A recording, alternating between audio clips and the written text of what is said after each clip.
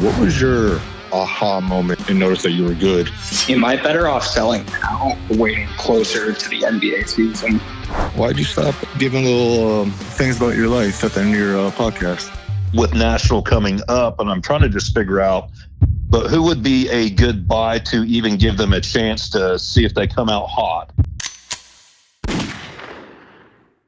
What's up, everybody? We are here for the Eric Michael Show. If you like business, you like sports, you like money, like, comment, subscribe. And I want to start talking about something that's pretty relevant to when I'm speaking right now, which is middle of July, and it's sports card shows. So how do you actually make money at sports card shows? Can you make money at sports card shows? And how do you lose money at sports card shows? So for those of you guys that don't know what a sports card show is, I assume a lot of you guys do, but if you don't, people just go to a place, there's a bunch of vendors, there's a bunch of dealers, and you buy, sell, and trade stuff.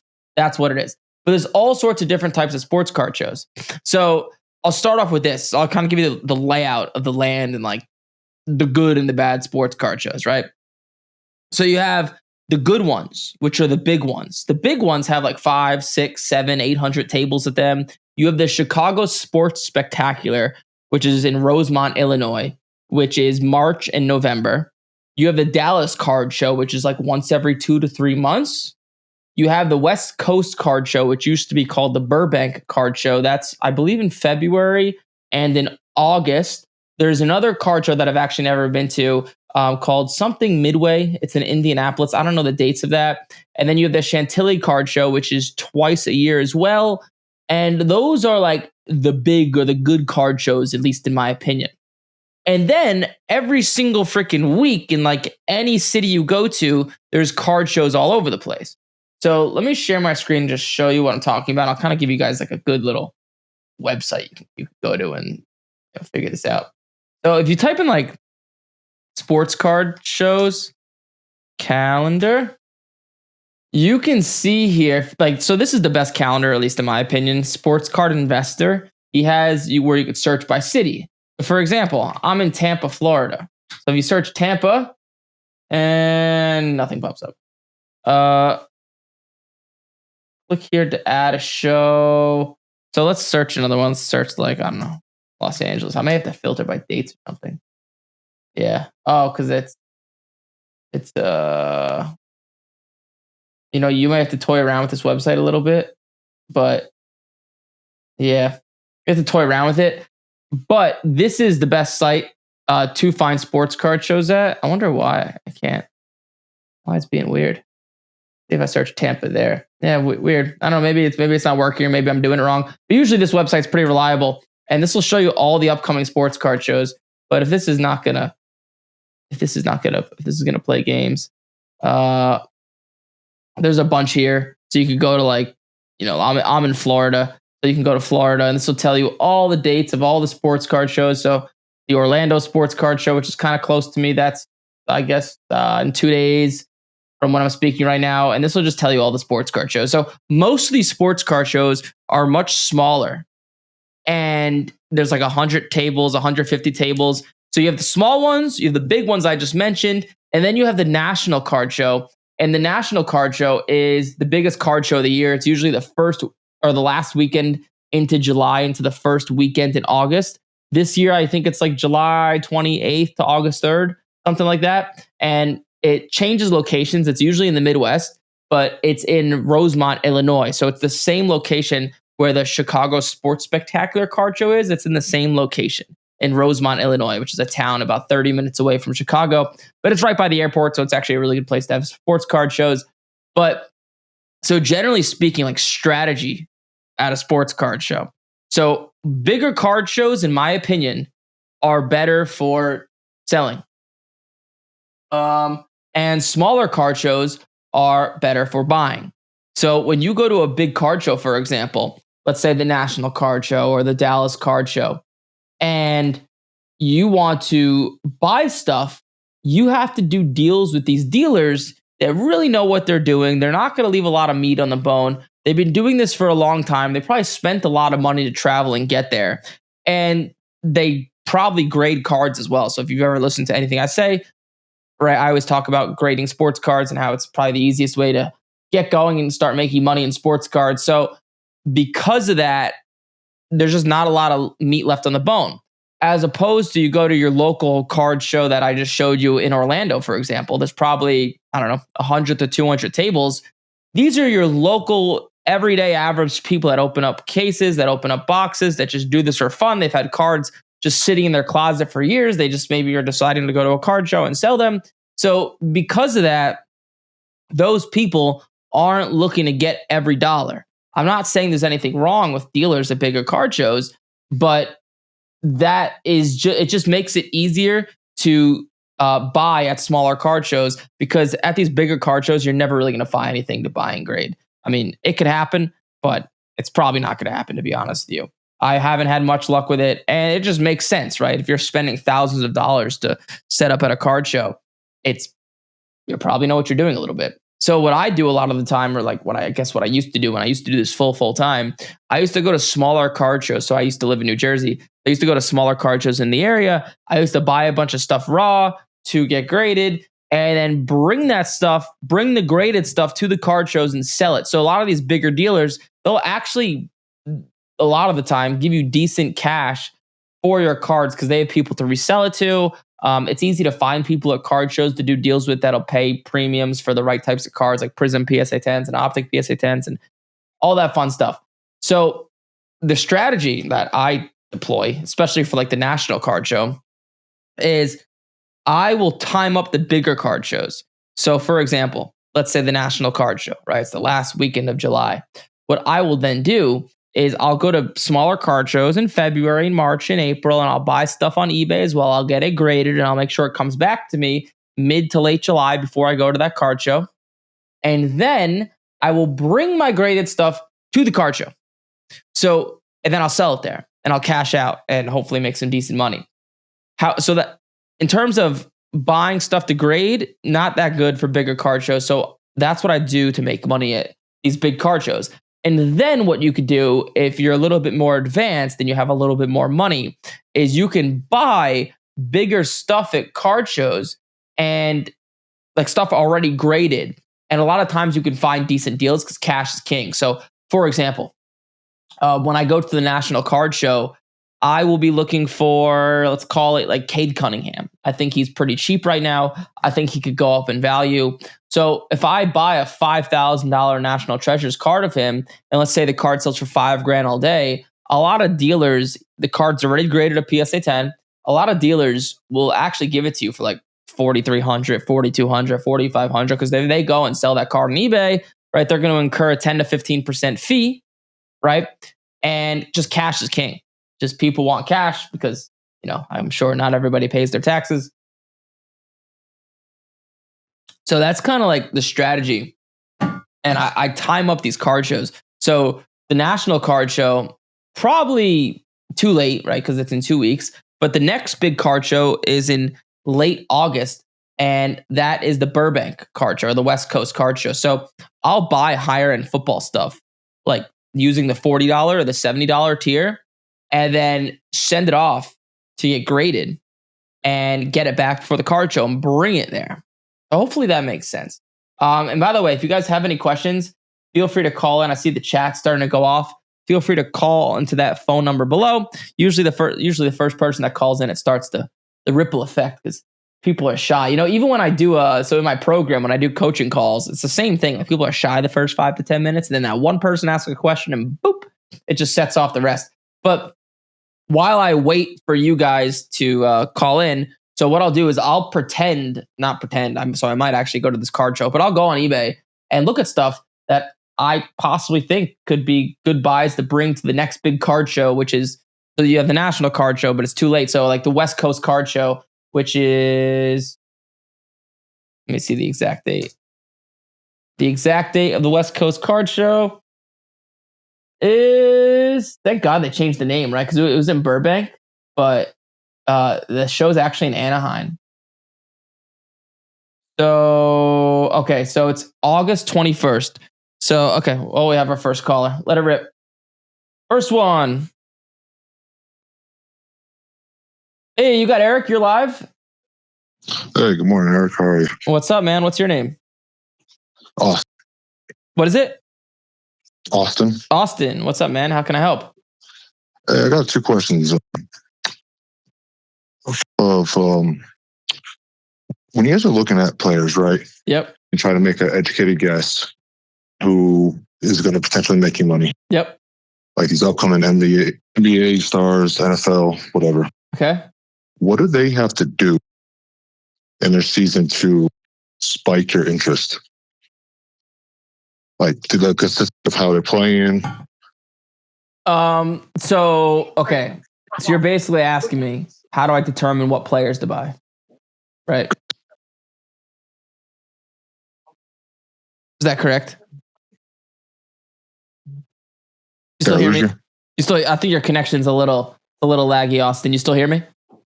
Yeah, I can still hear you. Yeah. So, how much of my content have you watched? A lot or a little? A little bit of both. I'm actually in your. Oh, okay.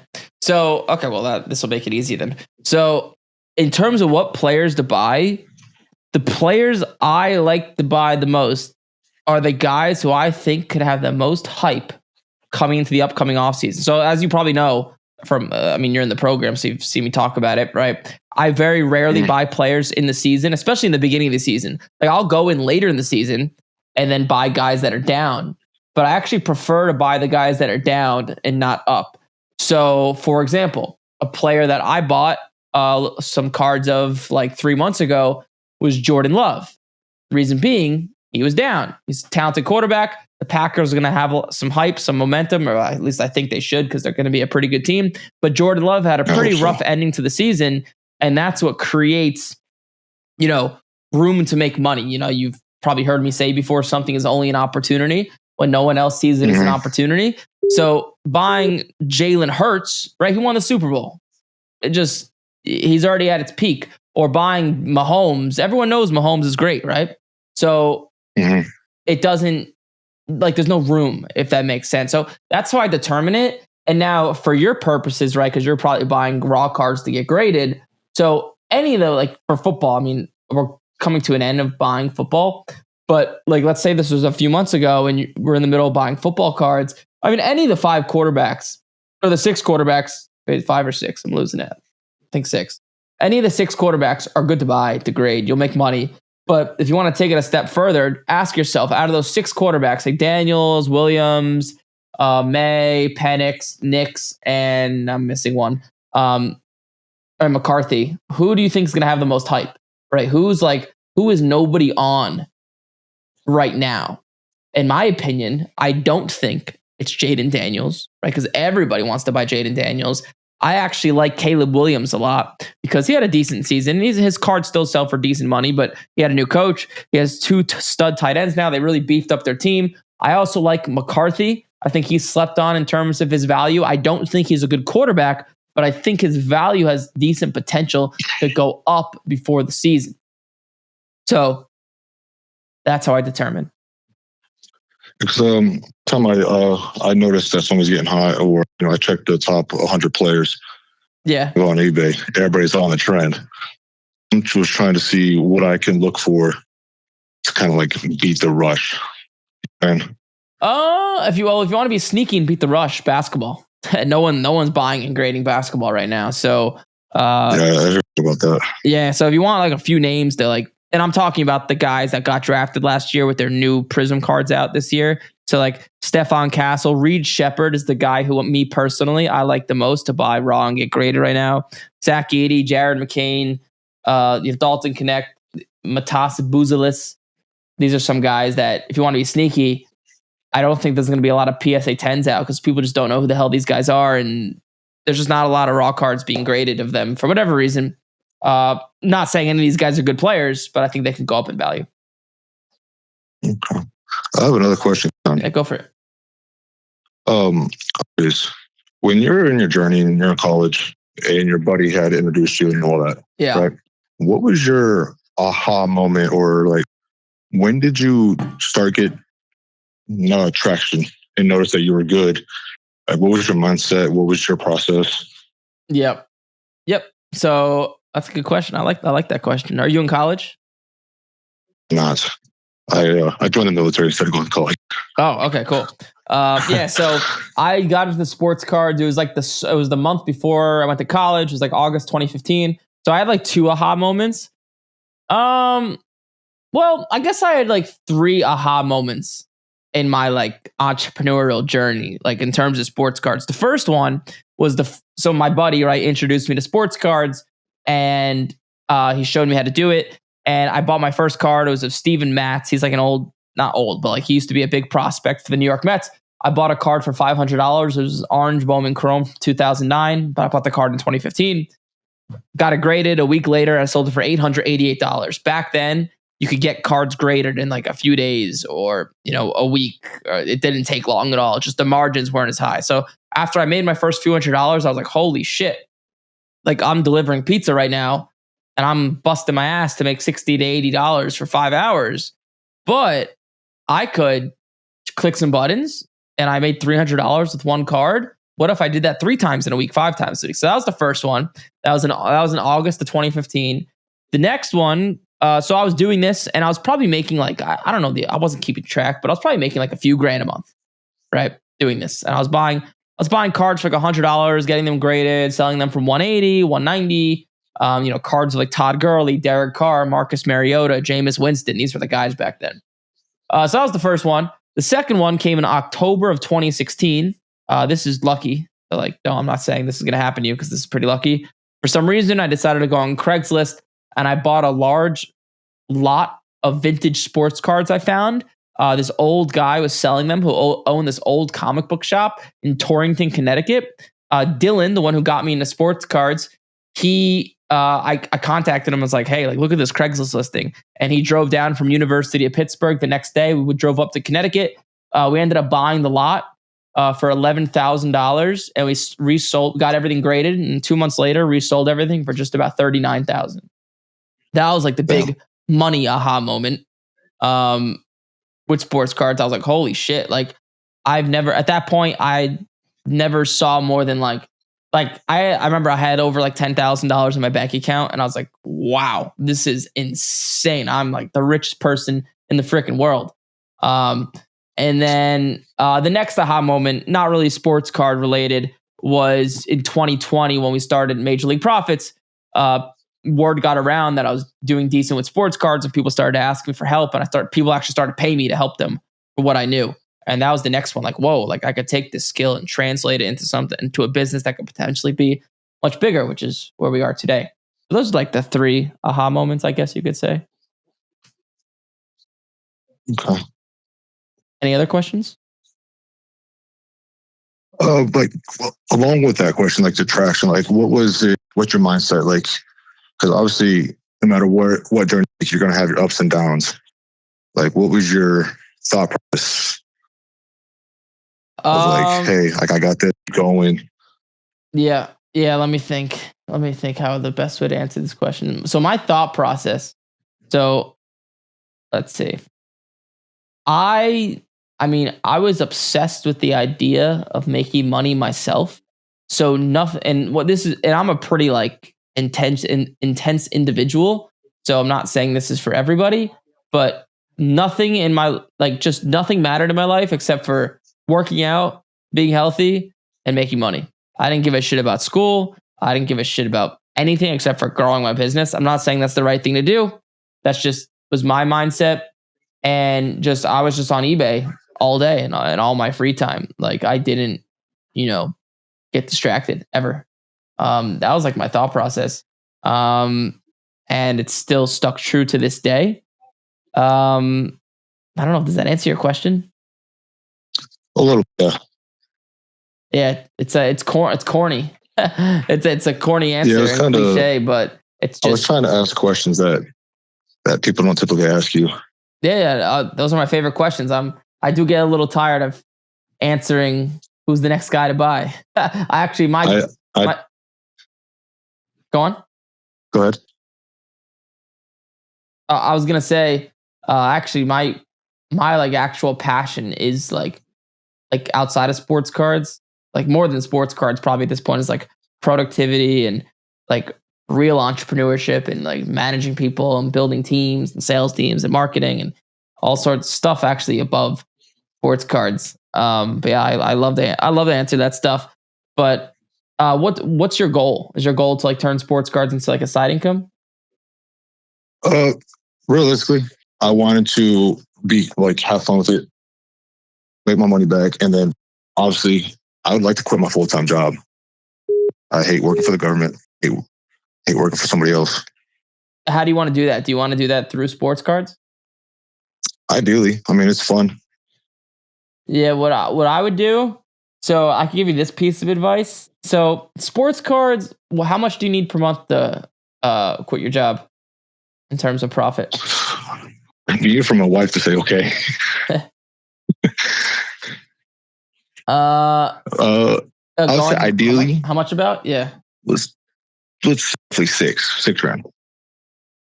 So like the problem with sports cards, it's really built to be a side income until you really have a lot of money to spend. You can just spend whenever, wherever. What I would do, so like piece of advice that I wish I had when I started Major League Profits is if you want to be successful in something, like whatever business you want to go into, whether it's starting a sports card coaching program like me or starting a weight loss program, go work for somebody that does what you do. So it could be us. It could be any of these sports card companies. So you are actually getting paid to learn the thing that you want to make money with.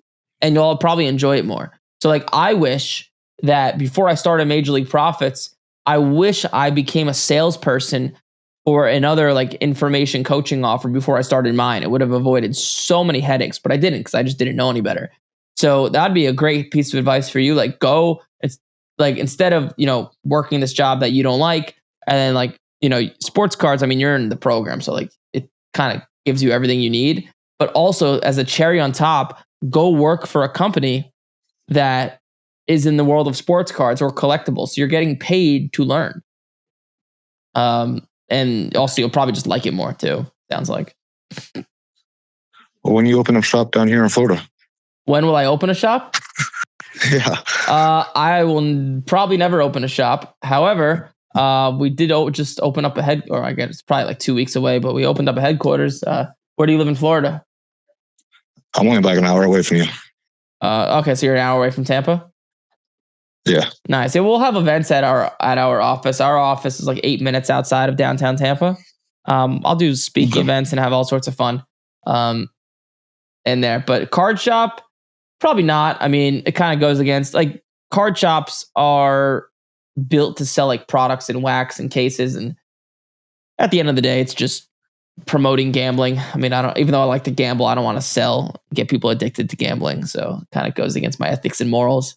Will I open up a card? Maybe I'll open up like a mini card shop in my office to like buy and sell stuff, but I'll never open up a true one to like resell like cases and boxes. Why'd you stop giving little things about your life at the end of your podcast? I dove down in Spotify bit. Why'd I stop doing that at the end of my podcast? Shit, I don't know. You had me laughing when you're talking about your dating advice and clean shot, David and all that. Yeah, well, I have a girlfriend now, so the dating stuff kind of went out the window. She'd be pretty pissed if I was talking about my dating life before her. You know why? Because we started. People started calling in. So like when I was doing that, talking about more personal stuff, people weren't calling in. But now there's just so many callers like back to back to back to back. But I'm happy to, the reason I do these podcasts is, ideally, yes, I like to help people with sports cards, but I also love to talk about like business and life and all the things I've learned from going from like just broke as fuck to like, over $10 million in 5 years. Like I've been through literally everything. So yeah, I love to talk about it, but just people, they know me for sports cards. They just want to use me for sports card advice, which is fine. That's why I'm here. But that's probably why I stopped. I do have a lot of interesting things to say, but people just want to hear the sports card stuff. So I give the audience what they want. I mean, we all listen to you. It's like about an hour or so every Monday and Wednesday. So this is true. Well, remind me your name. It was Austin, right? Correct. Cool. Any other questions? No, man. I'll let the other callers call in. I appreciate you answering the questions. Yeah, I appreciate it. Yeah, hey, I love the productivity mindset questions, man. Feel free to call in on Monday. Man, appreciate you. I'll talk to you later. Bye. Later. All right, next one. Calling back the next guy.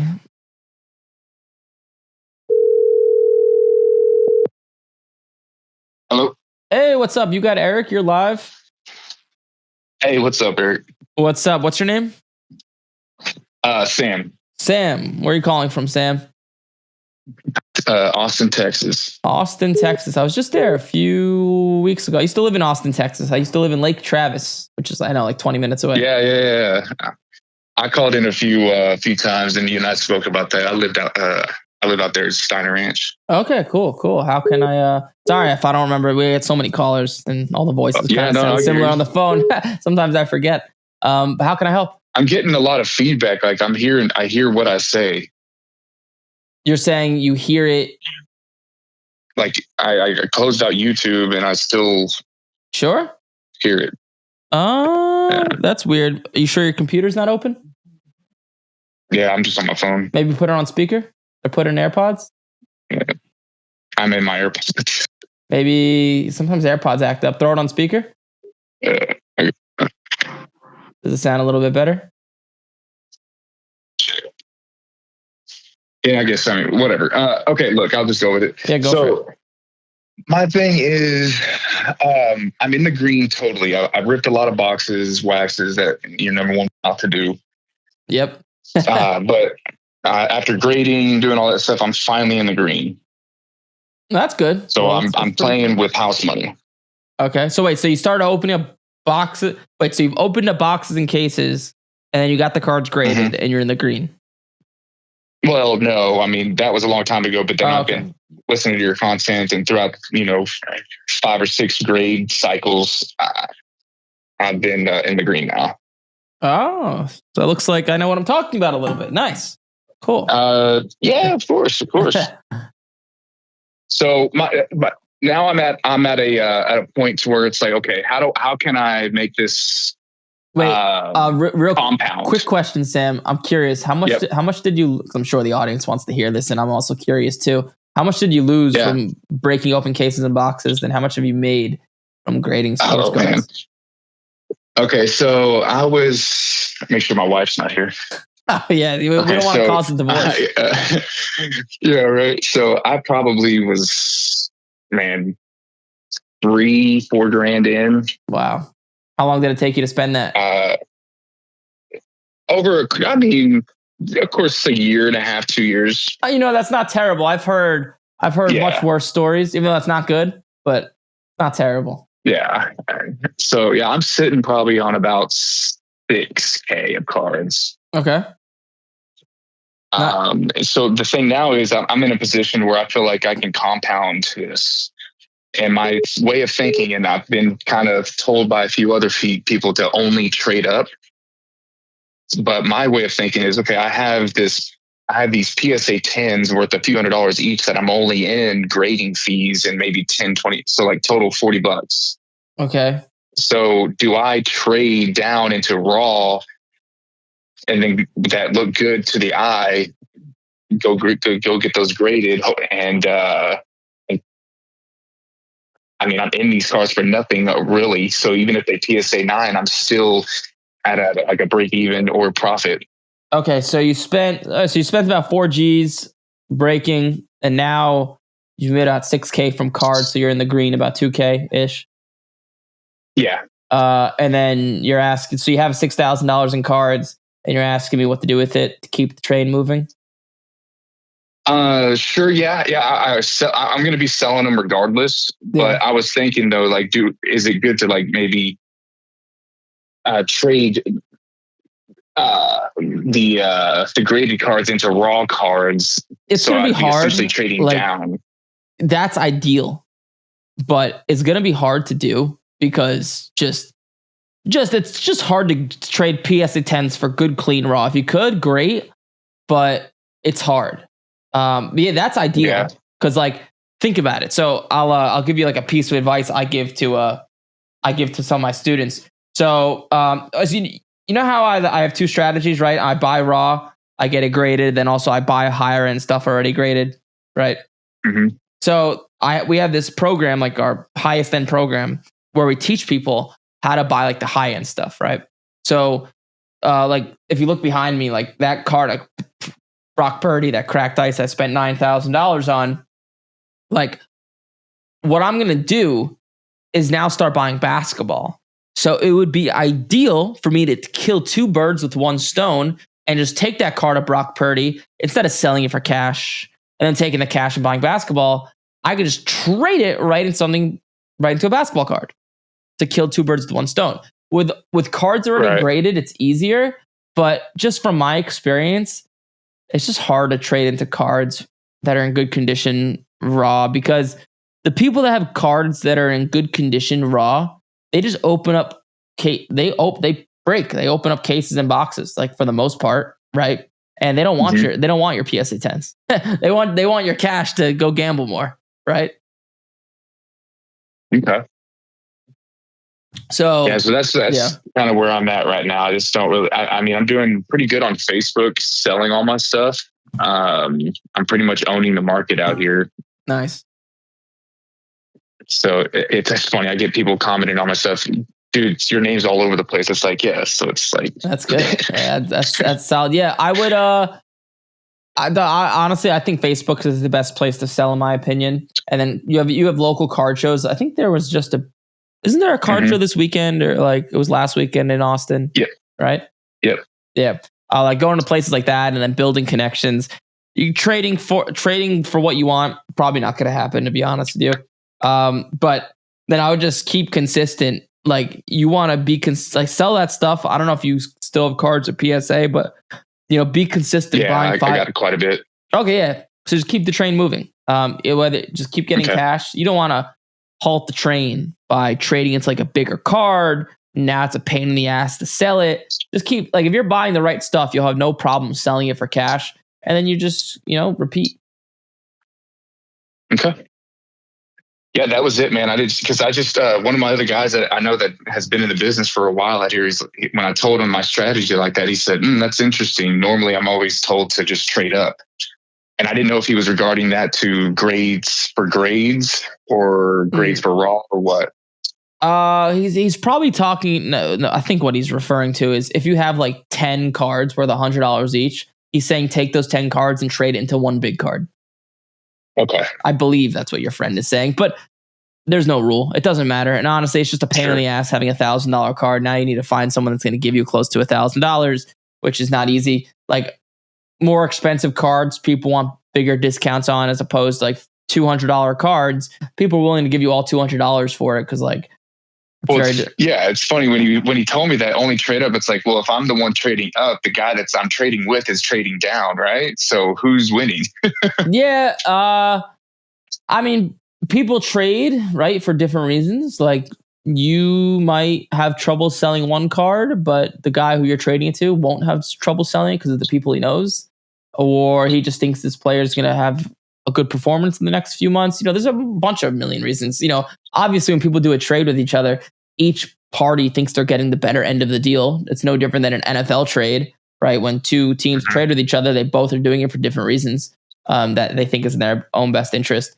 So, but nah, I would just sell the stuff, get cash, and repeat what you're doing. One last thing to kind of maybe put my mind at ease. Yeah. If you can look this card up really quickly. Sure. A Bucky Irving Mosaic Black Gold out of 8 auto. There's no raw sales. However, there's a PSA 9 like auto insert looking black gold out of 8 that sold for $255. Now, I was thinking that typically those cards are less expensive than the standard auto out of 8. Wait, say that again. What did you say sold? Right. So the most comparable card for that is a PSA 9 Bucky Irving Black Gold in the zone or something like that, auto out of 8. And what's yours? Mosaic. Is yours like a variation, or is yours? Mine's just your Mine's just your standard. It's the true black gold. Okay. And Auto. yours is graded a 10? No, sir. No, it's raw. Oh, it's raw. So and it's numbered to 8, is it? Yep. Let's see. I would say, do you have a guess as to what you think? Because I'm looking at other ones. I'm looking at like a Lad, I think, and a Lad, his sales show that the card that I have sold higher than the card that the 255 sold for the Bucky.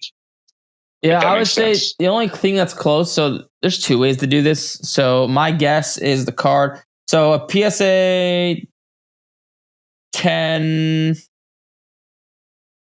This is not popping up, but a PSA 10 out of 25 to 245, and then a PSA 10, PSA 9 to 257. I don't want. I would say it's like 350 ish. But what you could also For my raw, it could be 400. It could be 600. Honestly, this is just a guess. What you could my raw. Bucky Irving, I would say so, like 400 ish. Out of 8 to raw. Yeah, here, let me give you a better. Nice. Okay, cool. Because I'm in it like 260. Yeah, so I would say like you're giving a reaction of like you thought it was worth way more. I would say like the PSA. No, I thought it was worth like 350. Yeah, it just depends on the buyer. Like it could be $300 to $400, but like the number to 25 PSA 10 out of 25 did 245. And the gold, your black gold number to 8 is probably about double. So as a PSA 10, maybe worth a little bit more double as a PSA 10. So it's like 5. It's like 5 to 600. No, mine's raw. Yeah, I know, but I'm telling you about the comp I'm looking at. Okay. So I see. Yeah, so I would say yours is a PSA 10 is worth like 5 to 600, and with Mosaic, it's really the PSA 10s are like 2x raw. There's not like a big multiplier, so it's probably like 300 ish. Could be 350 on the higher side if you find a Bucky Irving collector. It's in that range. Okay, cool. So I'm in the green on that. Well, that's good. All right, cool. Sweet. Well, that's it, man. Cool. Keep doing your thing, man. Feel free to call back and keep me updated on what you're buying. Thanks, sir. All right, later. Okay. See ya. All right, and we're on to the next one.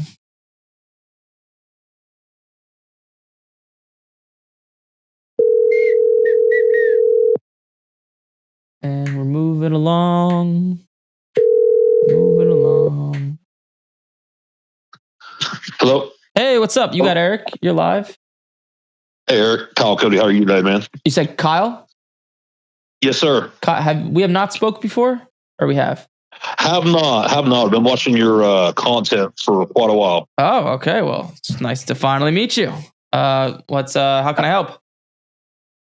Yeah, just kind of wanted some advice or suggestions. I've been buying Caleb like crazy, anticipating the National. Okay. Got a couple of downtowns of his, probably about 15 of his prism discos, lasers, all that kind of stuff. Are you PSA getting 10 that stuff graded? I already bought everything graded like it is about the last 2 or 3 months and kind of been holding it till National. Okay.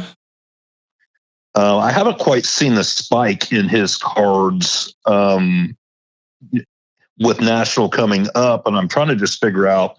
Give you an example. I'm about 1,400 a piece into the Donruss Downtown PSA 10s. Yeah. So and those have only technically gone up about $100 in the last few months. Yeah. So I'll give you a piece of advice that took me years to learn that you will appreciate. So the way sports cards works, right? So there's 2 ways, at least in my opinion, to make money. You buy stuff already graded, you hold it. You buy stuff raw and get it graded. So the way sports cards works, right? Caleb Williams was drafted in 24, and then his good cards started coming out in early 25, right? Yeah. So what happens? I could show my screen here. It might be a little delayed for you. But what happens if you just take a random card of Caleb Williams? Let's take his downtown, right? Because you were talking about it. So his raw downtown right now is like 700-ish. If you go back to when this card first came out, the first sale ever of this card was $2,000. Then it went down to $1,600, then $1,400, then $1,100. It went down and down and down and down. And then now in the past like 60 days, it's finally settled. So what happens with these newer cards, it happens every single year. They start really high, then they come down. And then once they come down, you want to buy them raw, get them graded, sell them, right? You don't want to buy it while it's really high because you know it's going to come down. Make sense so far?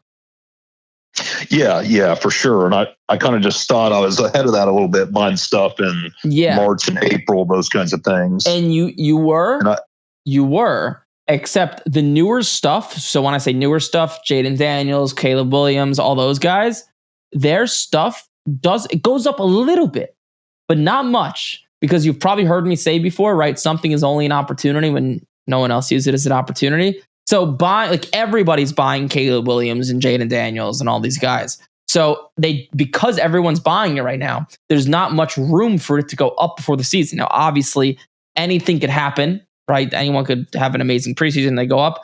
But if you're buying cards already graded, you need to be buying the guys in February, March, and April that are in the toilet that nobody's buying, right? Because it's only an opportunity when no one else sees it as an opportunity. So like some guys I bought were like Purdy. He's a decent buy, but I bought him in like March or April. Sam Darnold, right? Jordan Love, CJ Stroud. These guys, nobody is buying. So to show you an example, let's look at like just a random card of Jordan Love. Let's take a Jordan Love Contenders Auto PSA 10. So like I thought Jordan Love was a good buy in like March and April, simply because good quarterback. Packers will have a lot of hype, and he had a pretty shitty ending to the season, and nobody was paying attention to him because people were buying Jaden Daniels and Caleb Williams and Drake May and all those cards. So if you check this out, right? This card of Jordan Love is PSA 10 Contenders. Before the season last year was like 2,200, right? He was really hyped. He went up a lot last year. And then he didn't have the season everybody thought. It went down. And by the time the season ended, this card was like in February, it was like $1,000. Like $1,000, 960, 960, right in that range. Today, in the past 30 days, this card, the last sale did 1,400. A little bit of a high sale. I don't know if that's going to stay true.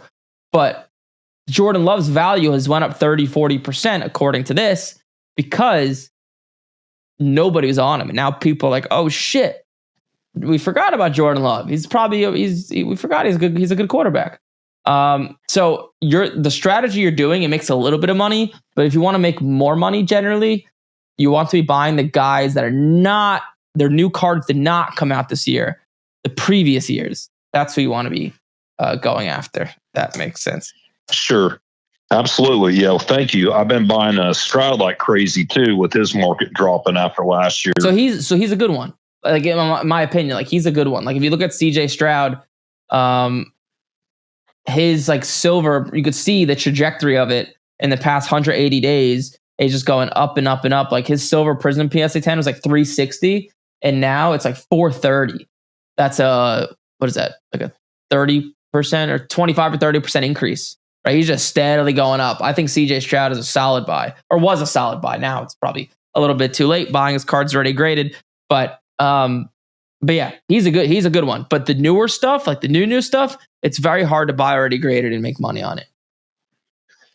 Yeah, what's interesting too as well is, I have a Bo Nix Kaboom PSA 10, a Drake May Kaboom PSA 10, and the Kabooms are spiking more than the downtowns for some reason.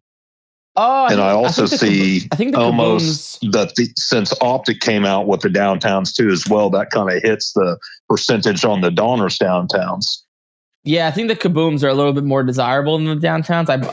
I'm just not 100% sure here, but I believe that they're more short printed, so there's less of them. Okay, definitely. In your opinion, do I sell the Caleb's at National and make my 10 or 20%, or do I wait another couple weeks till the week before the season and let the hype suck in it even more? Well, what's your? It sounds like you have a Sounds like you're not broke and you have some money to spend on cards from what the cards you're buying, right? Oh, I wouldn't go quite that far. I think I probably bought a little bit too much. I'm sitting about between 15 and 20 grand worth of Caleb, Drake May, Kabooms. Yeah, but this is my big buy. I'll tell you my big, terrible buy and what humbled me and taught me a whole lot about the hobby last year was I bought into Bryce Young for $9 grand. What did you sell? I assume you did not sell it before the season. Once Andy Dalton came in and threw 5 touchdown passes after he got benched, I was like, he's never going to play ever again. His value's actually come back up a lot. But yeah, me personally, if I were you, I would sell them at National. You'll get cash. You don't have to pay any fees, and I would take that money and put it into buying raw basketball and getting it graded. Yeah. Because at National too, as well, you can find people that will pay 110% comp, stuff like that. So I'm thinking that's my best play. 110, that's lofty. If you can get like 95 or 95, that's pretty damn good. You might. Yeah, I mean, I've seen it just the last couple of years going there, and that's kind of why I knew I couldn't really get crushed on what I was doing here. All right. I knew I wasn't going to make a million off of it, but. Yeah, I would, but I would sell them at National. You obviously get as much as you could, but yeah, I would sell it at National. Okay, gotcha. Who are you anticipating, if anyone? I know you talk about not really holding anything into the season, but who would be a good buy to even give them a chance to see if they come out hot? Is that the Strouds that you're kind of thinking of, or is that move him anyway at National? So I'm scared to answer that question, because if I answer that question, people are going to come back to it in a few months and be like, Eric, what the fuck? I lost money doing this. So I'll preface with what I'm about to say, that it is what I'm about to say, not even me. I'm not buying this guy, and you should not buy this guy. But if I had to pick one person that I thought could go up in value in the season.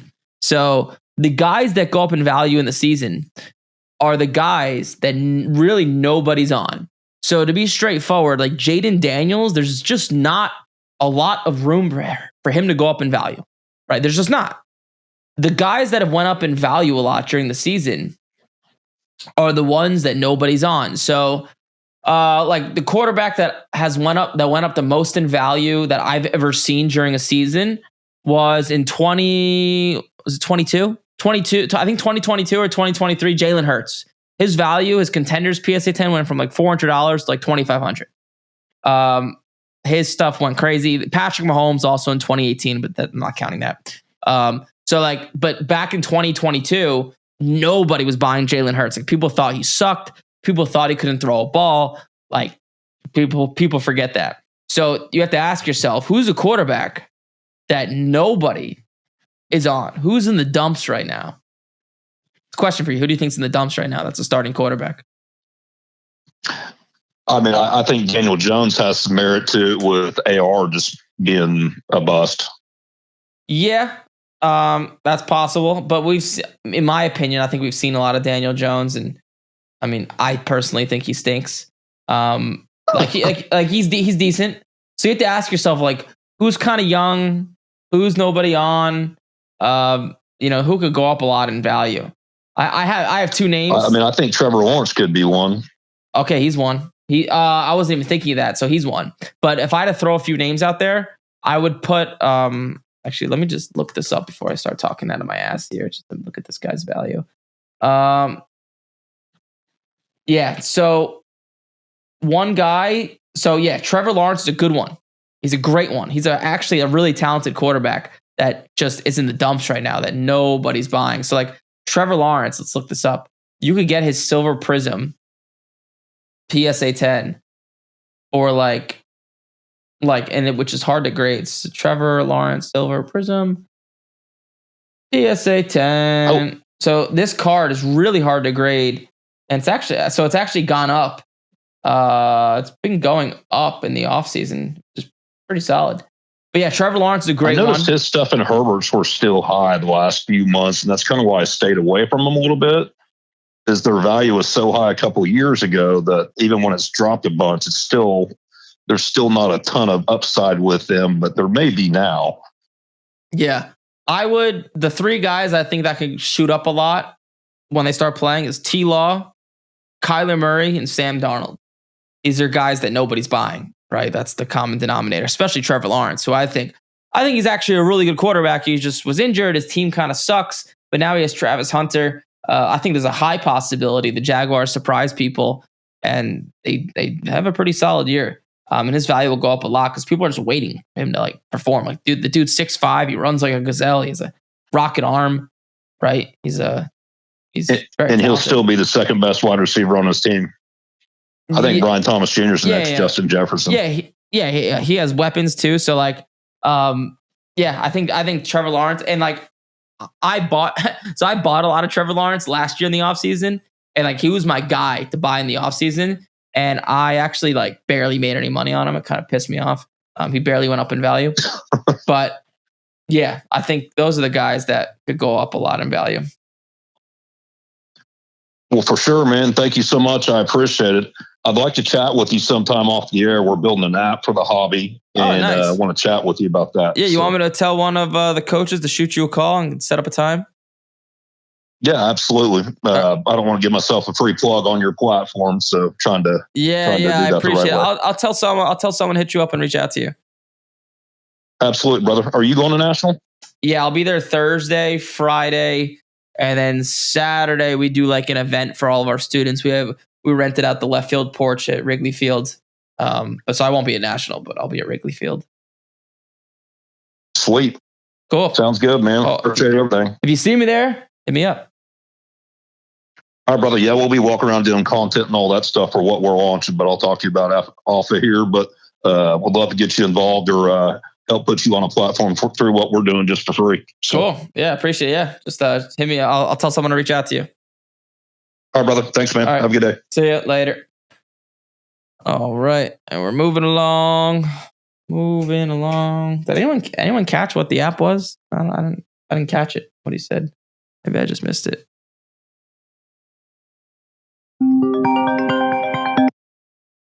Wait. We're trying to call the next caller in queue. Hold on.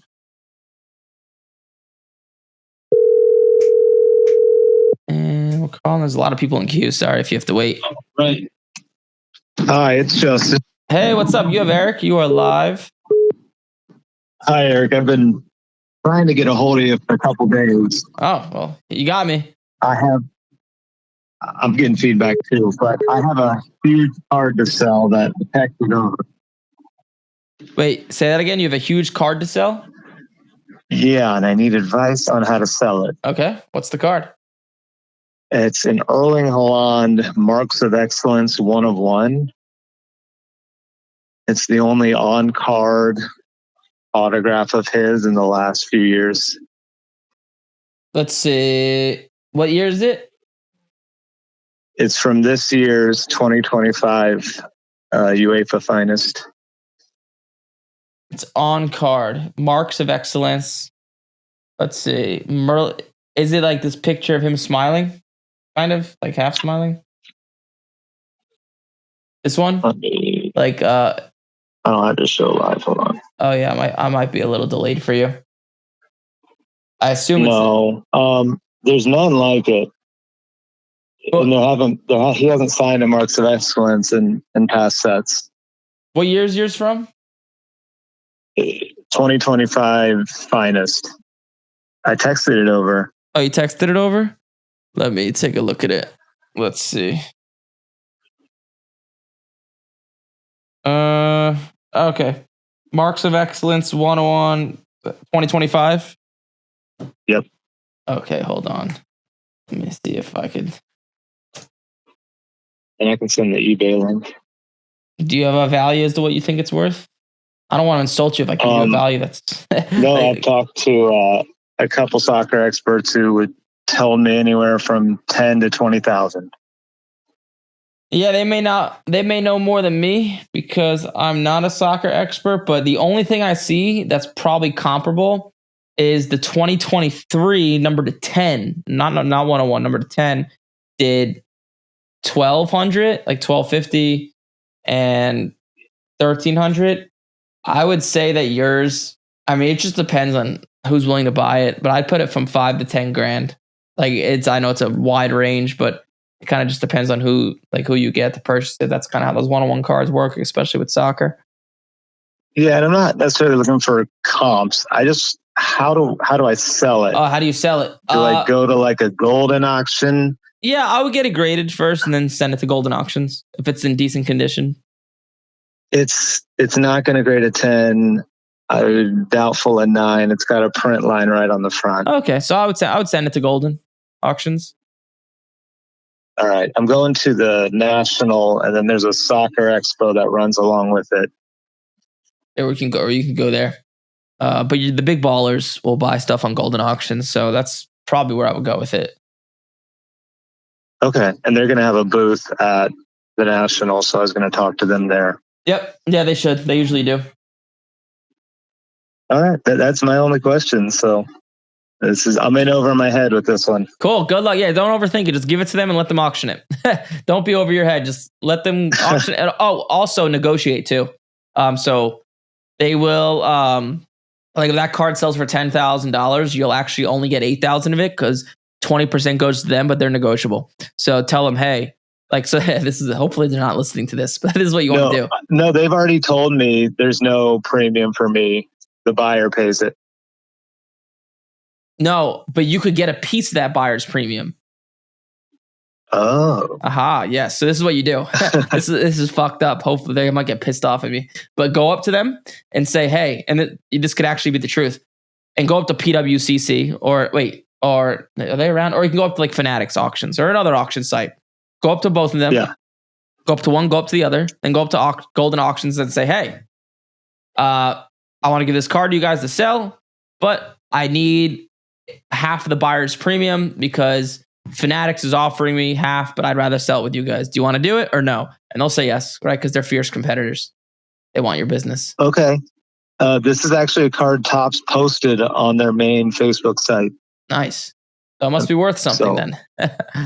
It is. There's a Chinese buyer who has all his superfractors. He's paid like $500,000 worth. So he could be a guy to get in contact with. I've tried. Yeah, but I would sell it. I would sell it on Golden. They're negotiable, so try to get half the buyer's premium. Okay, yeah, that helps a lot because they've sold cards just like this. So cool, sweet, yeah. Sell it and call back and let me know what it sells for. Awesome. All right. I'll follow up. Sounds Thanks, good. Eric. Good luck. See ya. Bye. All right, moving along.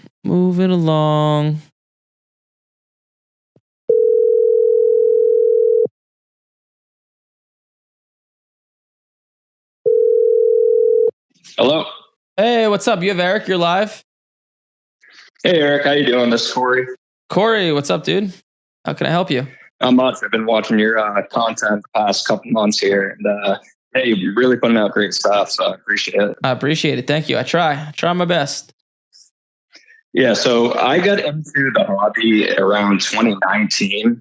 I bought a lot of Michael Porter Jr., Jarrett Stidham, funny enough, DeAndre Ayton. And I just watched that portfolio really blow up during COVID and everything. I didn't sell like an idiot, but I'm starting to see after the trade of Ayton and Michael Porter Jr., those cards rising a bit. Am I better off selling now or waiting closer to the NBA season? For who? It's Michael Porter Jr. and DeAndre Ayton. Yeah, I have like 10 PSA 10 silvers of both of them. In my opinion, it doesn't matter. They're just older guys. They're not going to go up in value. I gotcha. That makes sense. Yeah. Now, for this year, I bought some JJ McCarthy and Drake May a few months ago.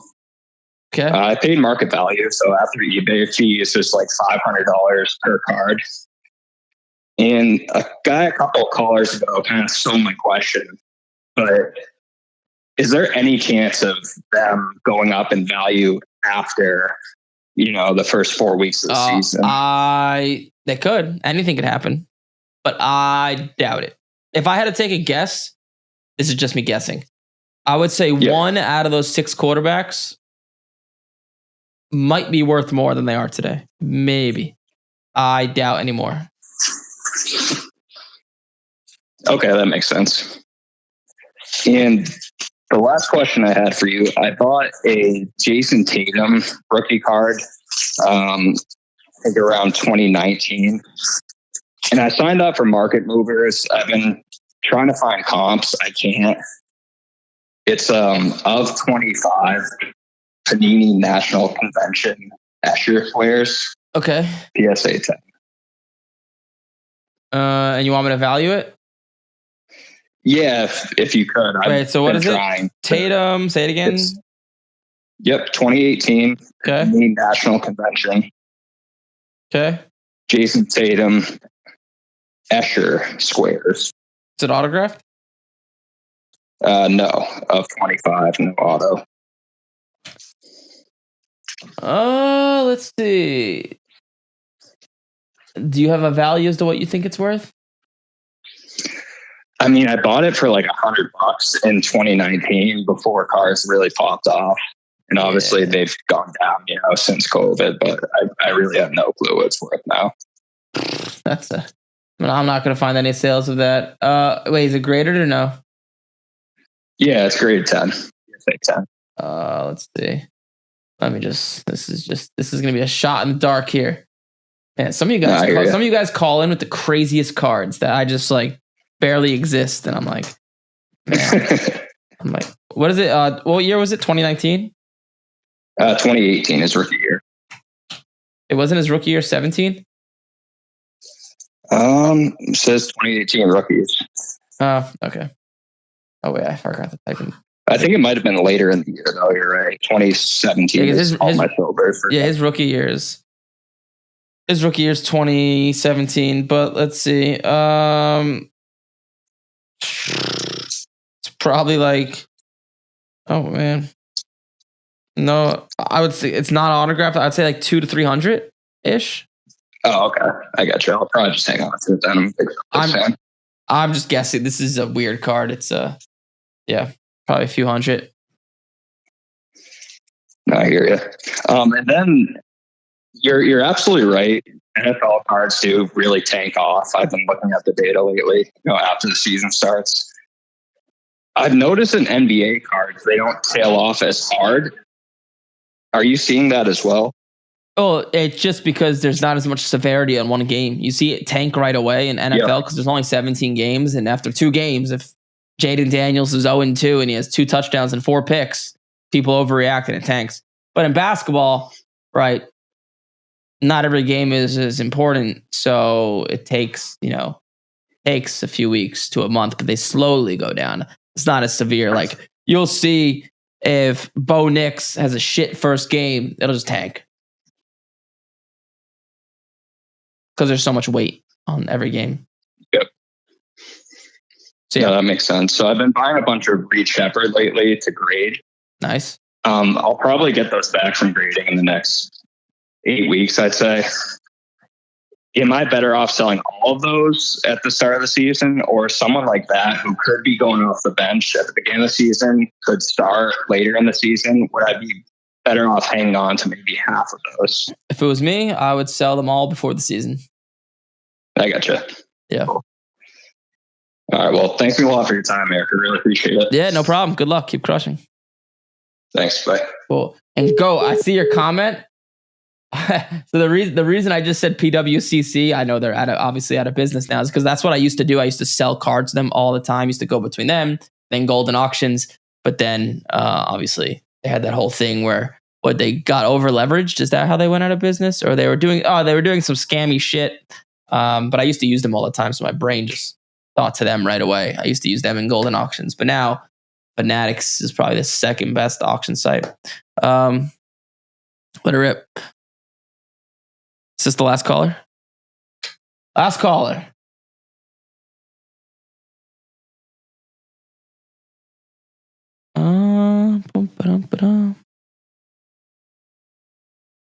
phones. Your call has been forwarded to an automated Do it voice one more time. messaging system. Let's see, maybe he has his phone on DND. One who called me.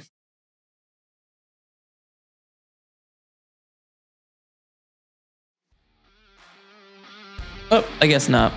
Your call has been forwarded. Try to call him back.